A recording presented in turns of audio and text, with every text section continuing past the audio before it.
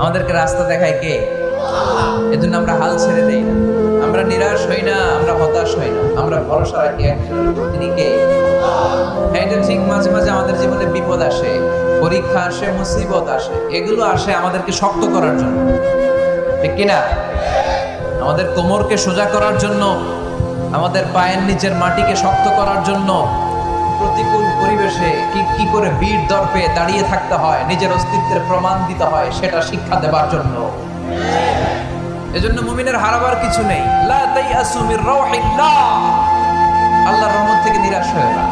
ইন্নাহু লা ইয়াইয়াসু মির রাউহিল্লাহি ইল্লাল কওমুল কাফিরুন, কাফের ছাড়া, মুশরিক ছাড়া, নাস্তিক ছাড়া, মুনাফিক ছাড়া কেউ কখনো আল্লাহর রহমত থেকে নিরাশ হয় না। আমরা সবসময় আল্লাহর রহমতের ভিখারি, আমরা সবসময় আল্লাহর রহমতের প্রত্যাশী, আমরা সব পরিস্থিতিতে ভরসা রাখি একজনের উপর, তিনি কে?